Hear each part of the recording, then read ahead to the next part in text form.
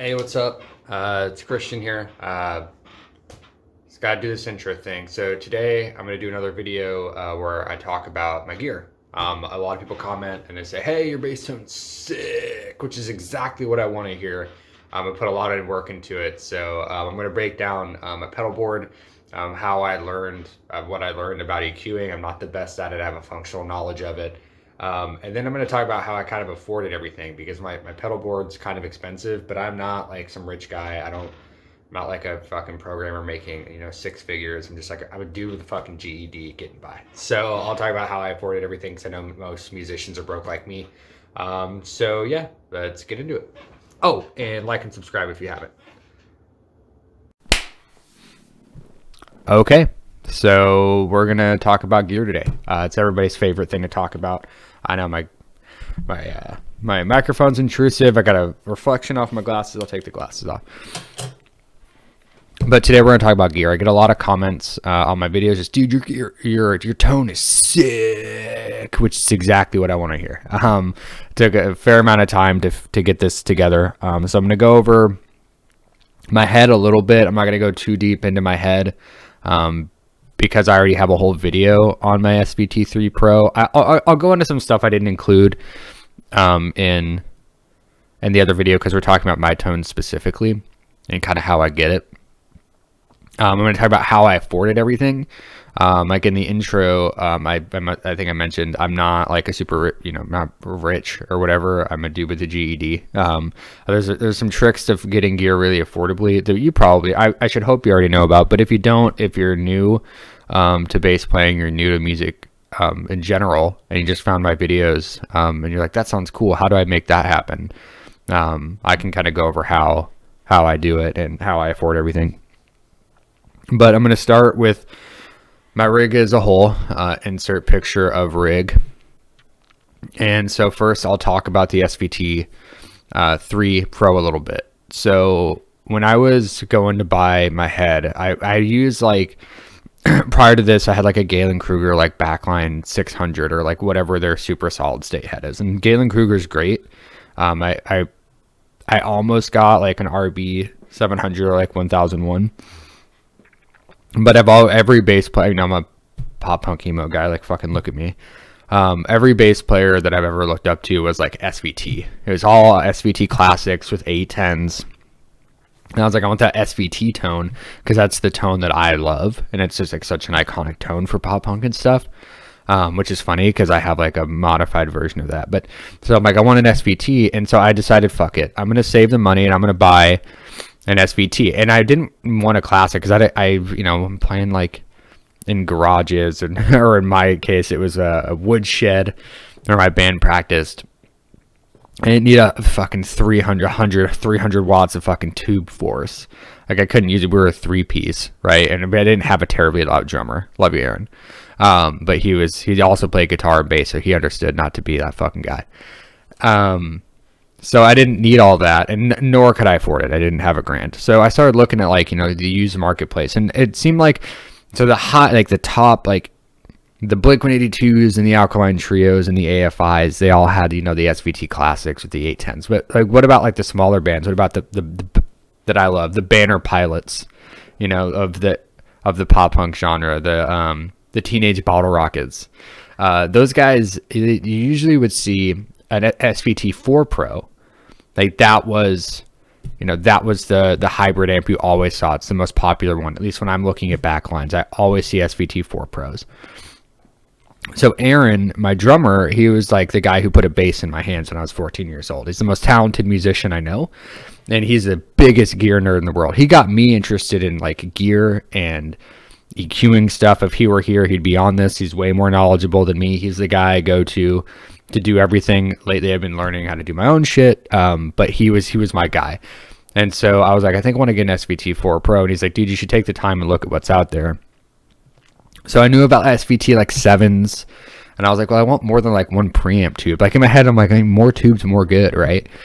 And so then I was like, well, what's up with the SVT3 Pro? Because I know that the 2 Pro was basically, it's the SVT2, but then it got moved into its Pro series, which is, it's essentially an SVT classic that's rack mountable. end of life, discontinued now. But I was like, what's up with the 3? I never hear about the 3.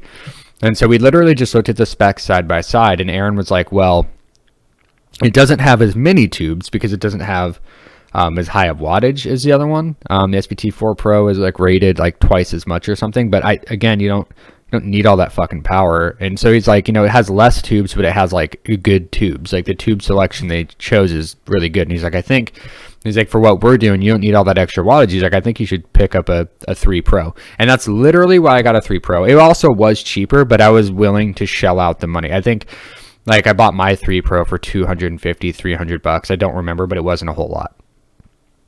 And that's how I got into the 3 Pro. The 610 I literally bought a 610. Well, so to talk about the 610s for a second, there are people out there that are going, ugh, you got a 610, those suck. So there's a thing about the 610s. The older design 610s, the like 90s, early 2000s 610s, the Ampeg Classic, the SVT 610 Classic, they were known to be terrible. Like the way that they were designed was really shitty, apparently, from everything that I can read on TalkBase and stuff. The old ones fucking suck. The old 90s 2000 ones, when they because people are like, just because it was made in the United States doesn't make it better. Apparently when they started making them overseas and in China, they actually did redesign them too. Maybe it's because it was cheaper to manufacture, they took the extra money and redesigned it, but they redesigned it. And so the newer ones are really good. I can attest to that. I love mine to death. And then people online are like, yeah, if you're gonna buy an SVT 610, they're like, make sure you buy a later manufactured one. I guess like a late 2000s 2010s forward. Anything from the 90s or 2000s, they say is just going to suck. They're really like farty, apparently. It's like they had the worst qualities of an 810 and the worst qualities of a 410 half, and you put them together, and that was the old 610. This one kind of has the best of both worlds. And I love mine. As far as price-wise, you don't want to know. Mine's brand new. I'm financing it. I'm about half paid off. My intention is, with this stimmy cash, to pay off the remainder of it. Come on, federal government, let me get that free money. So I'm going to pay off the rest of it with that after paying off some debt, because I've been very fortunate that I'm not drowning in debt.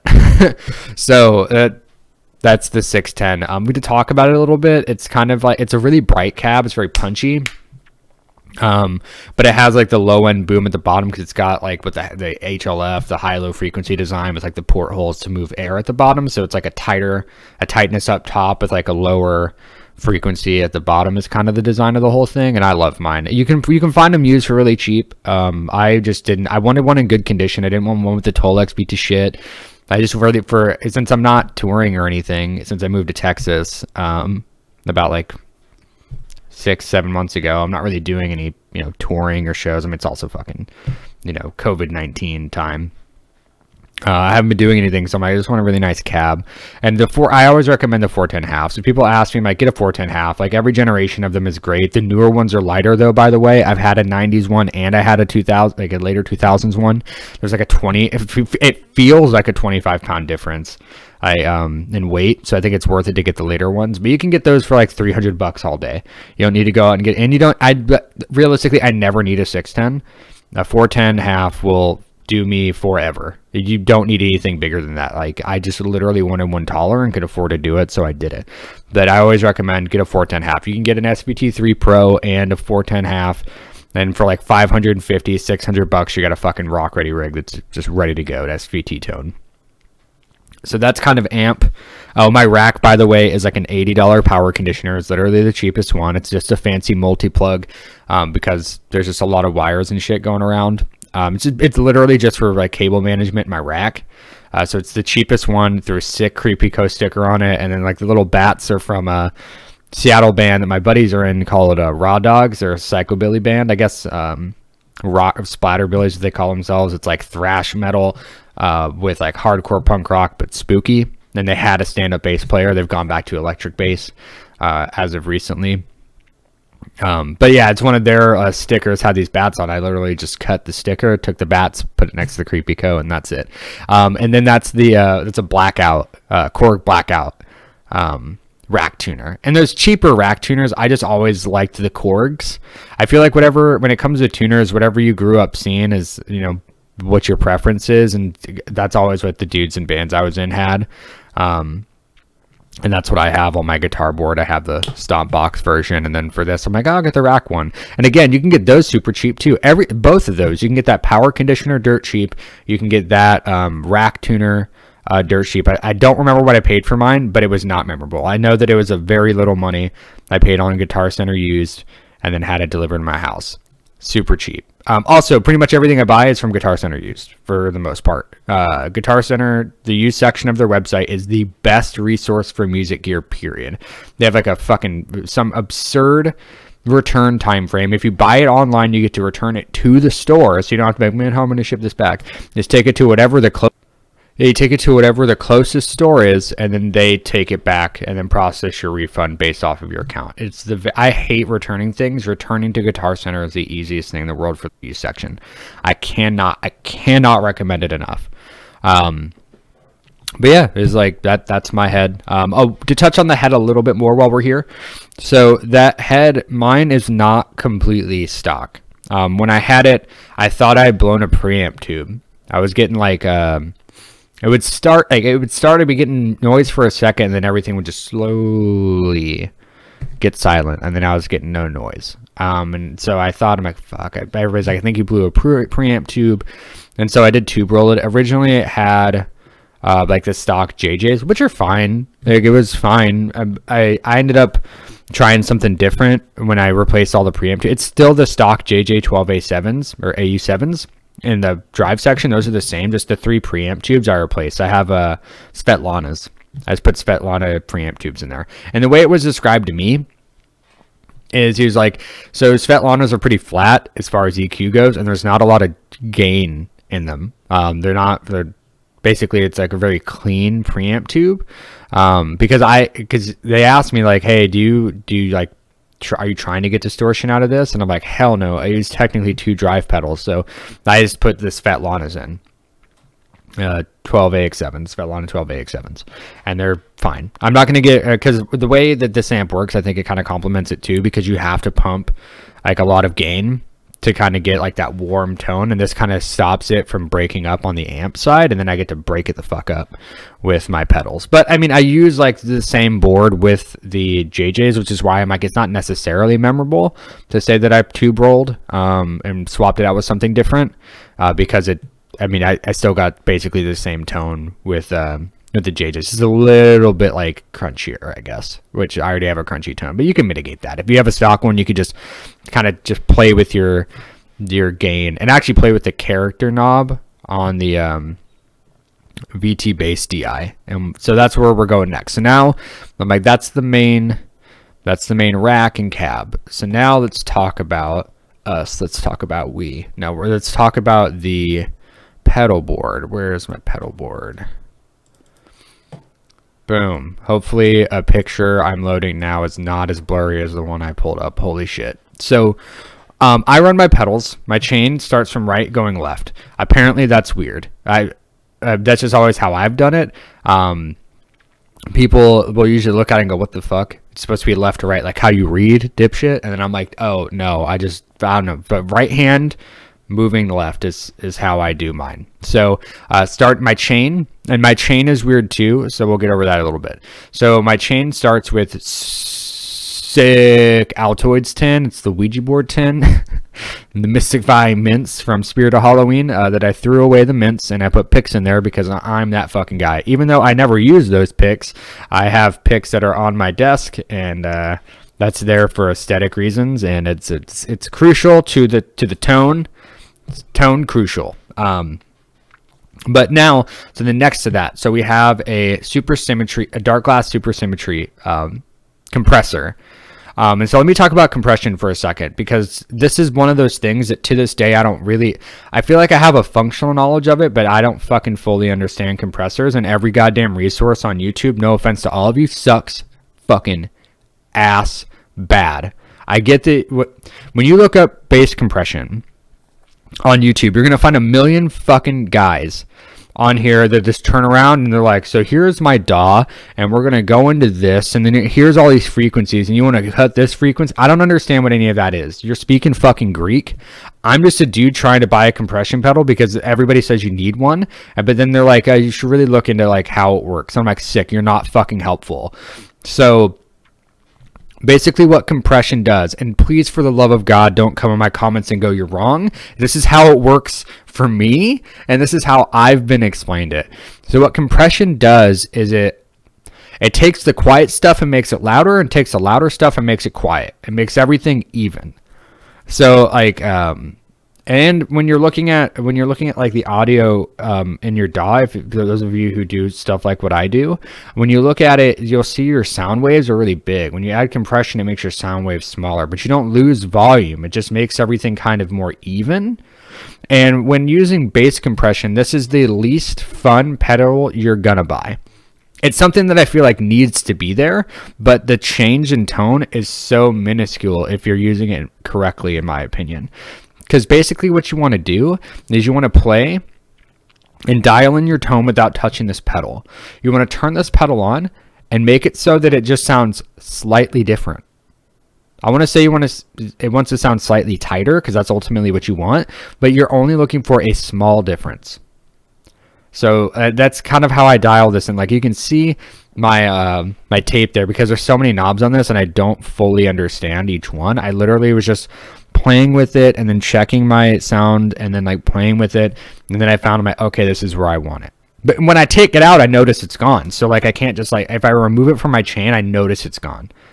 But if you put it there, you don't really notice it's there. But if you take it out, you notice it's gone. So as a bass player, we should all appreciate this because nobody notices we're fucking there. But if we're not there, we take the bass out, shit's fucked up. But you hardly notice us when we're there. That's kind of how the compression pedal works for bass. Guitar too, but I think it's a little bit different. But and the reason I have a super symmetry, so I had the MXR M87 or whatever the MXR compressor is. The reason I got a super symmetry is dumb. Well, one, I got a really good deal on it. These guys are discontinued from Dark Glass. I think they're like over $200 compression pedals. I think I picked mine up. It popped up on Guitar Center used for like $120 or something, and I just snatched it up. I troll Guitar Center. I have a desk job and I have a lot of downtime, so I troll all the sites Guitar Center use and Talkbass, and then I just find killer deals just by trolling them all the time. So so I think I picked it up like $120. But the MXR M87 is great. I literally had no issues. The only reason I got a super symmetry is because of Austin from Movements, Austin Cressy of Movements. If you're not familiar with that band, they're an emo band, to say the goddamn least. But when I saw them live, I didn't know who they were. My wife was a fan. I was going to see Knuckle Puck.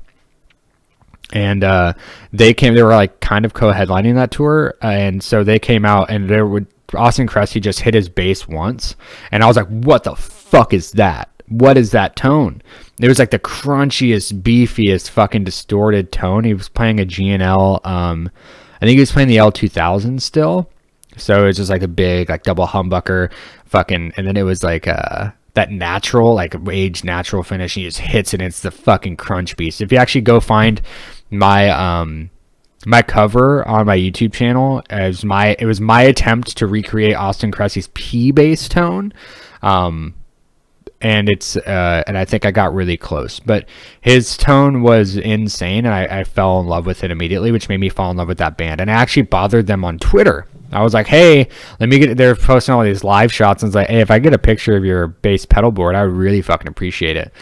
And somebody who manages it, like, low-key gave it to me because they posted a picture which was like a live shot from the back, but you can see the pedal board, and I literally just screenshotted it and zoomed in and then had to do like detective work to determine what each thing was. And the first thing is that super dark glass super symmetry. Underneath that tape is a big gain reduction bar. That's like this blue light that tells you how much gain it's cutting out. And so it had that in the picture, and then the 6 knobs, and it was a silver box. And then I finally figured out that it was the super symmetry. And I love this compressor. They have a newer one. This one's discontinued. They have a newer one that's less knobs, but one of the options on it has multiple options, and the super symmetry style of compression is an option that's on there. And so you can still get that one online, and I'll talk about a great place to look for that in a bit. So I use the super symmetry, barely making adjustments till I find just slight changes because I'm just looking for a little bit of compression. And then that goes into my VT bass DI. The VT bass was something I've used forever. I have literally had every single iteration of the VT bass, except for the deluxe where you can like preset them. But I had the original VT bass when it came out, because I was always looking for that SVT. I was trying forever to get that SVT tone without having to pay for it. And this is pretty good. It gets you kind of like the high mid, like that high MIDI tone, like that clankiness a little bit that the SVT is kind of known for. You can get that out of this. So I have the DI. Now how I run this guy is I have my level, as you can see, it's slightly above noon. My blend, I run at about 50%. So I kind of want my normal bass tone shining through, because I have different basses. I'll put a picture of my different basses in here probably. So I have different basses. I have a couple of P basses, a jazz bass and a Stingray, and I really want their difference in tone to shine through. Of course they will no matter what, but I really like that I have different pickups in them. Like they all have like quarter pounders and all this shit. So I really want that to shine through. So I run my, and otherwise it gets real dirty if I run that blend up, and it actually gets kind of thin. So if you crank it, it kind of like it thins it out a bit. So I run it usually around noon. Now, as far as my tone, I'm a mid-range monster. I fucking love mids. And this is, I liken this to, probably I've been in a lot of 3-piece bands, a lot of trios. And then your job in a trio is to really fill the gap between the drums and the guitar. So you got like you need a low end where the kick drum is for the drummer, and then you need the low mid range to fill in to where the guitars, because the guitar is going to be the main mid range. So you need to fill the gap between the drums low end and that guitar is like lowest mid range it's going to hit. So you're just the glue that holds those two together, and then the guitar is going to fill the mid range to high end, and then you're going to have some high end in there too, so that when everything's blending in, you're just going to be sizzling on top. And that's the stuff that you hear cut when you do little fills is going to be the high end. It's going to be what's cutting through. But those lows and those mids, that's going to be the glue that holds this shit together. You're going to go, but Christian, every rig rundown I see, those guys are scooping the fuck out of their mids. It's always like, I'm boosting highs and I'm boosting lows, and scoop the mid right the fuck out of here. And that's cool. And a lot of bass players do that. You'll see that a lot with jazz basses, actually. And I'll talk about that actually. So you'll see that a lot with jazz basses, like the bass player for Knuckle Puck, I'm pretty sure, he's scoop city, cuts the mids right the fuck out, because they have 2 guitar players. If they have 2 guitar players, you don't need to sit in that mid range. Honestly, I mean, I still do, because that's just how I get down, but you don't need to, because the other guitar players, like when you have 2 guitar players, if they're EQing them right, one guy's going to be riding that high end, the other guy's going to be riding that mid range, and he's going to be carrying like the rhythm section of that song. So he's going to be filling those mid range frequencies, those low mids, while the guitar, or the other guitarist is going to be filling the high range. So the bass doesn't need to be there; it just needs to fill in that gap between the drummer kick drum, that low end, and then ride into the rhythm guitarist, where he's going to be filling those low mids, and then you just got your high end to peek through. Because otherwise, if you're doing what I do, I don't just like pushing those mids like a motherfucker, you just kind of get lost in the sauce. You're playing a crucial role. If you took you out, they wouldn't notice you, but the only thing is occasionally you're going to see your high end peek through. Or if you're playing a Stingray, you're going to get that fucking Stingray clank just coming through right on top. I have some songs I've recorded out there that is exactly what the Stingray is doing. Just filling the gap and clanking on top. Just get lost in the sauce. But yeah, so that's why you'll see those guys do that. And when a lot of people are playing on their own, they tend to scoop the shit out of it, because apparently that's just what sounds good when you're playing by yourself. But I'm a mid-range monster. I love mids. Like that low mid, that crunchy beef is kind of the way I describe it, is where I want to live. So you'll see that I have my mid-range cranked. I say cranked. It's like a fucking 2 o'clock. I run my mid-range at about 2. I still pump my low end. So low end is around noon to 1. And then I whatever I do with my low end, it depends. And then I usually like to match it with the high end. I like to keep the highs a little bit where the low is, but it depends on what bass I'm playing. So if I'm playing a P bass, I use quarter pounders in both my P basses. If I'm playing a P bass, with the quarter pounders, they tend to be very dark. And P basses like have this really robust mid range. And so, and with these guys, so they kind of get lost in the sauce a little bit. So I like to push the highs on a P bass. So my P bass, when I'm playing a P bass, I love Mark Hoppus. I try and do the Mark Hoppus thing. I turn my highs to match my mids. P basses, my highs match my mids. And I'm trying to get some good high mid range out of it because they're already very full in that low mid range. So for my P bass tones, my highs match my mids. For my jazz bass tones, my jazz basses are very they're naturally very bright to me because they have the twin pull pieces. You know how they don't overlap like a P bass? I always think that overlap is like that mid range. That's that robust mid range I'm talking about. It's real beat because it's really thick in the middle section. Whereas we have a jazz bass, and I could be totally wrong. This is just how it works in my brain. Is they're completely separated. So your highs and your lows are kind of like two separated things. And so the mid range is kind of, it's a song and dance you kind of have to do to find where your mid range sits. Like on my jazz bass, I have an active jazz bass. I don't push mids on the active EQ at all. I only slightly boost highs and lows because the jazz bass doesn't play the mid range game like a P bass or a Stingray does. So with a jazz bass, I actually kind of roll my highs back. So usually if my jazz bass, my highs will be at about noon. I just roll it back. If the strings are a little bit dead, I usually push it to about 1. But with the jazz, it's usually my highs are sitting at noon because they're naturally bright. And then this is on the VT bass, by the way. And then then the character knob on the VT bass is kind of this like mid-range frequency control. So it kind of like boosts adds a lot of bite to your mid-range, which is like there's also a bite switch on the VT bass DI. It's a little bite button that is always engaged. If you turn it off, it actually kind of turns into just a normal Sans amp. But the whole reason to buy a VT bass over the Sans amp is it's like a grindier. It's the grindier cousin. It's like the Sans amp's cousins in a grindcore band, and that's the VT bass. The VT bass is a grindier version, and I love it. I live and die by it. So bite switch is obviously engaged. That character knob, I used to run it at about 10 o'clock. If you want a more tamed tone, run about 10. Recently, I'm like, nah, and I turn that shit up to noon, and I let the character rock usually around noon and just get a lot of crunch and bite. And then I rerun my drive at about 10. I don't push the drive super hard here.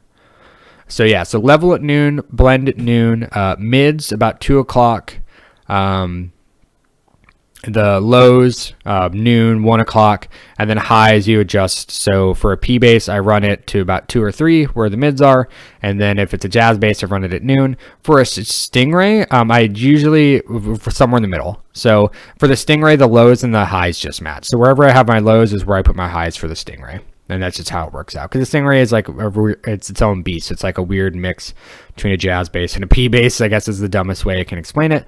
It has its own very like specific clanky sound, and if you push the highs on it, that clank, clank, clank, clank, clank on the high end can be kind of unbearable. If you want to accentuate that clank, you just turn the highs up, and that's where that clank is coming from. Now it's a DI, so you'd think it'd be at the end of my chain, right? You would be wrong.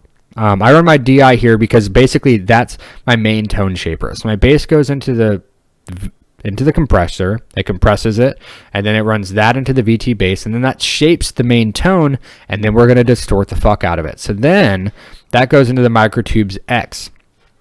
Oh, and for the VT bass, as far as price goes, let me pull up Guitar Center right now.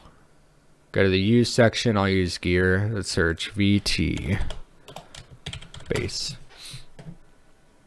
There's a VT bass DI. There's a rack mounted version. I don't rack mount mine, obviously. But you can get the VT bass DI on Guitar Center used. There's one for $135. And then if you were to buy it new, let's do VT bass.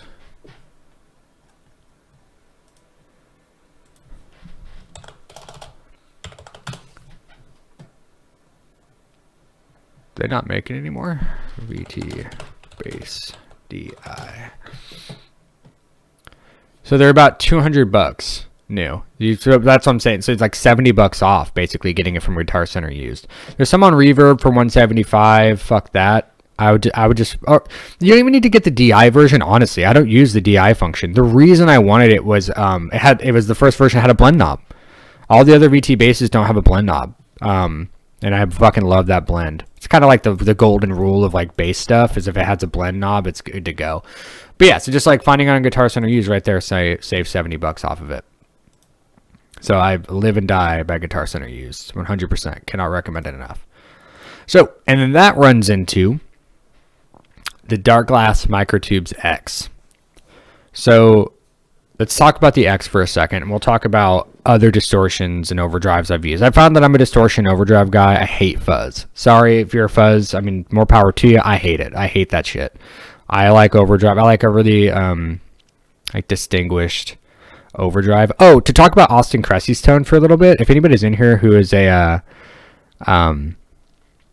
Big Movements fan, and they found that my tone was kind of close, and that's why you're here. Austin's pedal board is pretty straightforward. He runs that Dark Glass Supersymmetry, and then he has like a couple of no-name pedals, but really his main distortion is a Proco Rat.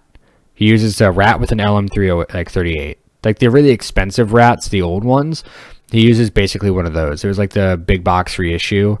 They call it the white-faced Rat is what he has. But you can get modded Proco Rats as long as you just get a Rat with an LM38, LM308 chip, and they'll mention it. It's a common mod. It's basically making it a new Rat and old Rat. That's what he uses. So just get some sort of compressor, go into a Rat, and then just adjust it from there. He's known to use the Fender amps, but he also played SVTs so just that SVT kind of tone and with a compressor and a Rat, and boom, you're there. You can also get the tones. Basically, I've seen dudes online using like a Dark Glass preamp into a Dark Glass distortion, like a B3K, like B7K into a B3K or some shit, and that will do it too. You just got to play with it. Just heavy distorted tone. So I use a Dark Glass Microtubes X. The reason I got the X is dumb. I didn't like the new B3Ks. I love B3K tones, but I didn't like the new ones. I like the old ones. The new design, which is just like I just didn't like the version 2s. I like the version 1s, but I didn't have money to pay out of pocket for shit. Like when I bought most of this pedal board, I think I made like $11 an hour. It's just a whole lot of like budgeting and Zounds. Honestly, Zounds is the best. I bought a lot of shit. Actually, my cab is still financed through Zounds because they did they do like 4 months no credit check at first. Make sure you're going to pay them. So they break it up into 4 payments, send you the gear immediately, and then they just auto draft every month for like the $25 or whatever. And then if you do that enough times, they up it to 6 months and they up it to 12. And that's pretty much how I would buy everything I couldn't afford. Was I just financed it through Zounds, and that's what I did with the X. They didn't have and I think even the version 2 B3Ks they didn't have. Their inventory is kind of limited, but the X had just come out, so they had the X's. And I watched Patrick Hunter. I love him because he plays with a pick. He's the only reviewer that plays with a goddamn pick. God bless him. And he plays like just modern music. He's not just playing fucking blues scales. God bless him. Okay, so but he did the X, and I thought the X was sick. Got the X, and now I live and die by the X. And I live and die by that. It has a high pass filter on it. And so the big problem with distortion or drive for bass is trying to keep your low end. Like I've run my bass through like TS-808s and Tube Screamers and just guts your low end. And a lot of drives will do that. They just gut the low end entirely, or they're just not very articulate. So it just turns the whole thing into a big muddy mess. And like it just doesn't, it's like the high and lows and the mids just aren't separated right.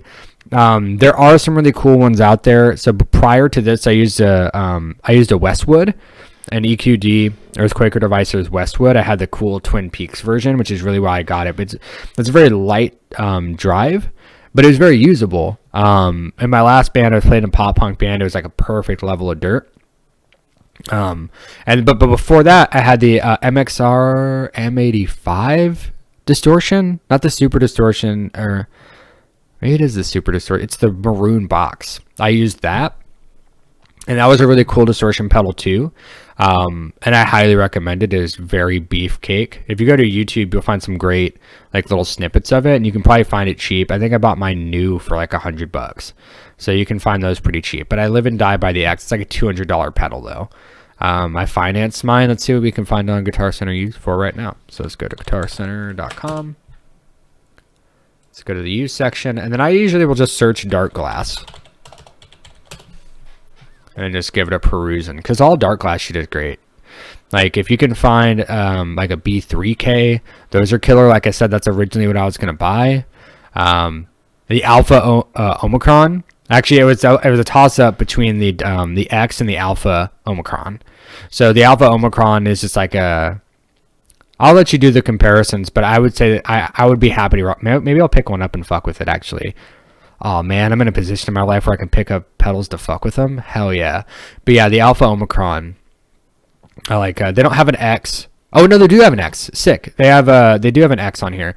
So there's a Microtubes X on Guitar Center used right now for $130.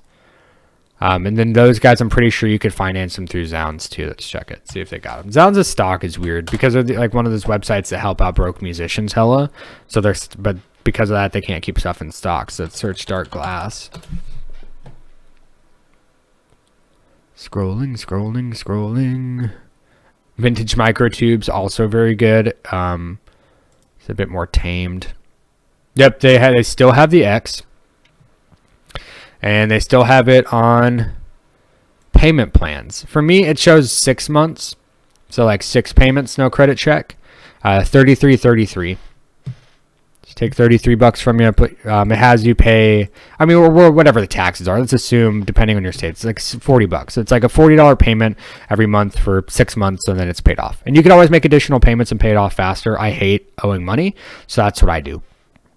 But it's 100. You find them for like $130 on Guitar Center used. And honestly, I think any of the dark glass pedals, just the dedicated drive pedals, will fill this role. And you will get something close. If you want my tones, you can get something close out of a vintage Microtubes. The Alpha Omicron's a little dirtier, which you can actually probably get a cooler tone. Not the same, but as good, just different out of an Alpha. And then the Microtubes X is what I use. B7Ks, same deal. But mine, so let's talk about how I level mine. This guy, it adds a bit more compression. So these drives compress you even more, which is why I don't have to go super heavy at the beginning of the chain, because it's getting compressed at the end of the chain. Drive pedals just naturally do that. They compress you. So, but mine, you can see I have the level actually cranked. It's at like 3 or 4 o'clock. Because of that, it gets kind of quiet. When you're going into it, you have to boost it to get parity. So my level is set. So where I'll play with the VT bass, like I'll just going through the VT bass, I'll get my levels there, and then I turn on the Microtubes. Did I get quieter? I need to turn my level up until it's at parity. I'm basically just trying to be the same as I was before I turned it on. So for mine, I had to crank it. And then, so for where'd it go? The next one's the drive. So for my drive, I run mine. So I got a bunch of frames thrown up. So I don't push my drive hella. I run my drive at like 10 o'clock because I'm getting, so the character in the drive out of the VT bass is already distorting it. I'm already getting a light distortion out of this. And then remember with the SVT3 up top there, you have, you're already pushing your drive. You're already pushing your gain because you need to, that's how you get that beef. That's how you get it to really warm up. So you're already getting some dirt naturally. The Microtubes X just kind of like fills out the dirt and just kind of circles around. So I run my drive only at about 10 o'clock. And then, the next one, bottom left, is your mix. So this is how, do you want to be leaning towards your high end? Do you want to be leaning towards your low end? So this is kind of how I look at it. Do you want to be more high or more low? And so me, maybe I have that wrong. It's just how I think of it in my head. I push towards the low end. I've been thinking I want to be like a low mids.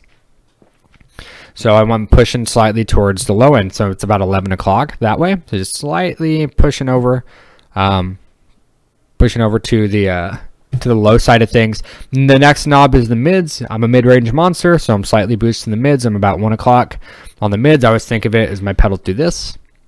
So when I'm looking at noon, they do that. That's like line. Those are my bottom two knobs.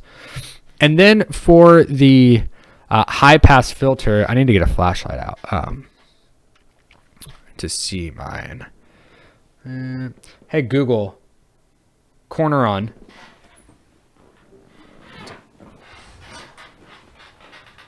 Hey Google, big lamp on.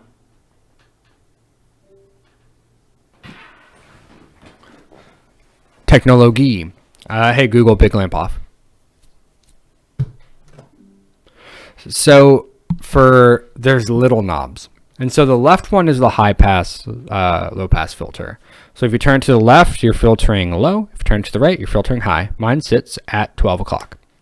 Dead noon, I think.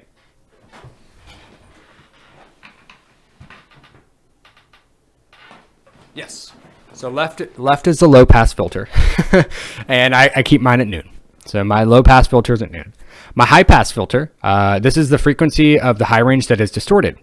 So if you turn it to the right, the high ends are getting distorted. So that's like if you turn it all the way to the right, you get like a little bit of sizzle on your highest frequency. If you turn it to all the way to the left, you're getting, it's basically like a fuzz. It's like boo, like it's distorting everything from all of your high frequencies. Mine, I push slightly to towards the high side. So it's about 1 o'clock, 2 o'clock on the high side. So I'm just slightly turning it. I just want kind of like a bit of my high end. I just want all my distortion to be on the higher ranges. I don't push a lot of high ends. It's not all the way to the right. And I don't like the top end sizzle. So I like it to kind of fill everything a bit. But I push it like 1 o'clock towards the high side. And then at the end, I have a decimator. It's just funny because my guitar board has an NS2, but my bass board has a decimator. If I didn't have a decimator, it would just be like I used to get feedback and squeals like a fucking high gain guitar player. Like it was like I was playing bass through a fucking dimed 5150. And it's just so all of this together is a lot of dirt. Technically the VT bass is a dirt pedal, so it's a dirt pedal into a head that I'm pushing the fuck out of the gain. So it's just a gain monster straight up. So you have to have a decimator. You can get by with an NS2, but you have to basically crank the NS2 to just be a decimator. You need the fast clamp. And decimator, I've owned a lot of decimators. I have a decimator 2. I've used decimator 1s. They're both fine. You just tend to find 2s more. I think I paid $80 for mine. If you find it through like a local marketplace, like a Craigslist, that sort of thing, you could probably, I do think I bought one in my life off of Craigslist. What happens is I buy them and then I get rid of I change distortion pedals and I don't need them. Like I don't think the Westwood needed it, but the MXR did, for example. So like when I got the Westwood, I sold my decimator. And then when I got the X, I had to buy my decimator again. So yeah, I highly recommend the decimator. $80 usually all day on Guitar Center and Guitar Center used. And then if you're in your local marketplace, I think I bought one for $60 once. Just music gear ebbs and flows where people are buying shit up. And then it seems like a couple months later, everybody's selling everything. So you just have to be at the right time. But yeah, decimator. So yeah, but again, how I buy everything. Guitar Center used first. If I'm broke at the time, but I really want it, I'll check Zounds. I'll do no financing through Zounds. Again, they don't do a credit check. At least they didn't when I did it. No credit check. They just take your information. They send you the gear immediately. So you pay whatever it's like the first payment plus a processing fee, like $5. They send you the shit immediately, and then they just auto draft. It's auto draft, and then you can make additional payments and pay it off sooner. Or if your paychecks line up weird, you can always make the payments that are upcoming, and they let you manage it. I've also worked with their customer service before. It's great. Their return process is easy. I've had to do a return with them. They're great. I didn't have to pay out of pocket for anything. Outstanding. And then again with Guitar Center, their customer service is great. Just return it to a store. So Guitar Center used. Step 1, Zounds financing. Step 2, it's how I get everything. And then yeah, like local marketplaces and stuff. I find that working with musicians sometimes can be insufferable. No offense, I am one. But that's just I try to avoid buying stuff. I feel like people try and fuck you over a lot. And buying from like Guitar Center, if you've ever sold a Guitar Center, you know that they're very stringent on making sure that something works. It's very unlikely you're going to get something that doesn't work from Guitar Center, whereas buy something online, one, you have to interact with a stranger, and that can be kind of shitty. And then 2, you have to hope that you're not getting fucked over. With buying through Guitar Center, used mitigates all that. Sweetwater has a used section too, apparently. I've never fucked with that. This Guitar Center is just for used gear. I don't buy anything new there except for strings, but for used gear, it's a fucking killer. So that's how I afford everything. That's my rig. SVT3, 610, but I highly recommend a 410. You don't need a 610 for shit. And then I like the halves. I can't speak to like the HEs or any of that shit. I've always used 410 HLFs. And then, yeah, into a super symmetry or an MXR. The MXR compressor is great too. I feel like it takes a little bit more learning, honestly. I think the super symmetry is a little bit easier to dial in. It's not as dramatic, I guess is the simplest way to do it. It's very easy to overdo it with the MXR, but it is cheaper. So the MXR or a super symmetry. And do a VT bass. You can use a Sans amp, but if you want the bite that I get, VT bass is the grindier version of a Sans amp. It's its cooler cousin, in my opinion. And then into any dark glass distortion pedal or drive pedal. I like the X. Like I said, I was originally going to do B7K. B7Ks are just as good. They actually have a very specific drive tone, but it's very close to what I get out of my X. The Omicron also kicks ass, darker. So again, similar but different. You could have an Omicron or a vintage Micro Tubes, which is just, I think, a cleaner distortion, which is a weird sentence to say, into a noise gate. You can use an NS2. I highly recommend a decimator. It's one knob. It's very easy to use. And you literally just, once you start getting a hiss, you just move the knob. It's very simple. NS2 has a couple of knobs, takes some playing, but they are cheaper. And there's probably other noise gates out there. I would do some reading around, just what's comparable to a decimator, and then you just get that. But yeah, that's my rig. I'll probably throw in some sound bites of me playing shit just to do it, and have access to a drum system now. So yeah, we'll cut to that. If you like this stuff, it's long-winded, but anybody who watches gear stuff and just wants to talk about gear, it's kind of just a video podcast for that. So if you like it, like, subscribe. I'll try and do more gear stuff. Otherwise, I'm just sitting here doing emo bass covers. But yeah, thanks for checking it out. Totally forgot to mention something. My pedal board is on a Pedal Train Nano Plus. And the power supply, I do use it to power supply. It goes into, it goes in the back of the power conditioner. And I use the MXR Mini. MXR makes a mini pedal power supply thing. It's like $100 brand new. I bought mine used from Guitar Center for like $65. Had all the cables and everything. Can't fucking harp on Guitar Center enough. So yes, I do use a power supply. Also for those curious, that's my guitar rig. That is a Carvin Mts 3200, the most slept on guitar amp of all time. It's basically a JCM 900 clone. But on the back, you can take the tubes out. You can put 6L6s in it, and it's rebiased by a switch. It is a fucking killer head. I got it for $250 off of Guitar Center used, and that is a Black Star Series 1 Pro B cabinet. That was the most high-end, from what I could find, it's one of the most high-end cabinets Black Star ever made. It is basically the same quality as like craftsmanship of Tolex and wood. It reminds me like a Mesa cab. It's right when I felt it, I'm like, this is like a Mesa Boogie cab. And it's loaded with vintage 30s. It's got 4 vintage 30s in it. I bought it for $400 on Guitar Center used. I literally just need to buy it casters. So that is basically a JCM 900 copy into a kind of like a Mesa oversized cab. It's Black Star's version of that with vintage 30s. $650, whole rig. Kind of very similar to my bass rig. Guitar Center used, man. Guitar Center used. I'm telling you, change your fucking life.